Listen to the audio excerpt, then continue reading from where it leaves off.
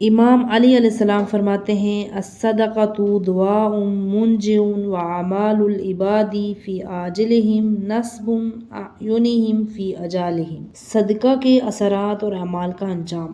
امام کہتے ہیں کہ اس حکمت میں دو اہم نکات بیان کیے ہیں جو انسان کی مادی اور روحانی زندگی پر گہرا اثر رکھتے ہیں۔ صدقہ ایک شفا بخش دعا ہے۔ امام فرماتے ہیں کہ صدقہ ضرورت مندوں کی مدد ایک مؤثر اور شفا بخش دعا ہے۔ قرآن مجید اسلامی روایات میں صدقے کی اہمیت پر زور دیا گیا ہے۔ صدقہ صرف ایک مالی مدد نہیں بلکہ ایک ایسی عبادت ہے جو قرب الہی کے ساتھ انسان کی مادی اور روحانی بیماریوں کا علاج بھی کرتی ہے۔ صدقے کی اقسام: صدقہ زکوٰۃ جیسے واجب اعمال، انفاق فی سبیل اللہ یا کسی یتیم، بیمار یا غریب کی مدد جیسے مستحب اعمال کو شامل کرتا ہے۔ اس میں اجتماعی فوائد مثلاً اسپتال یا یتیم خانوں کو تعمیر بھی شامل کیا جا سکتا ہے جسے صدقہ جاریہ کہا جاتا ہے۔ صدقے کی تاثیر: صدقہ فردہ اور اجتماعی دونوں بیماریوں کے لیے مؤثر ہے۔ فردہ اثرات: صدقہ محتاجوں کی مدد کر کے دل کو سکون دیتا ہے اور اللہ کی رحمت کو جلب کرتا ہے۔ اجتماعی اثرات: یہ معاشرے میں غربت کم کرتا ہے، محروموں کی زندگی بہتر بناتا ہے اور معاشرتی ہم آہنگی پیدا کرتا ہے۔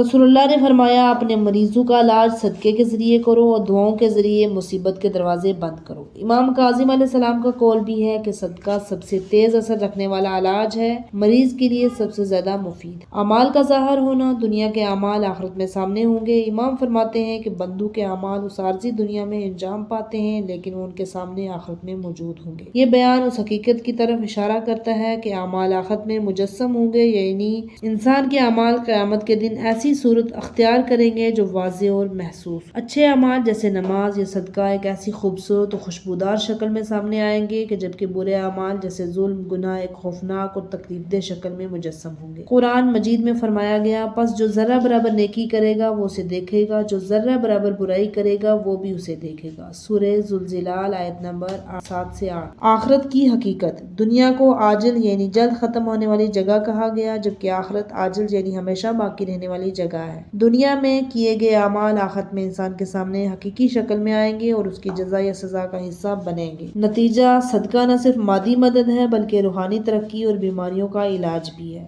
اعمال کا مجسم ہونا: دنیا میں کیے گئے ہر عمل کا آخرت میں سامنا کرنا ہوگا۔ یہ تعلیمات ہمیں سکھاتی ہیں اپنی پوری زندگی میں نیکیوں کو فروغ دیں، صرف ضرورت مندوں کی مدد کریں اور ہمیشہ آخرت کے لیے تیار رکھیں۔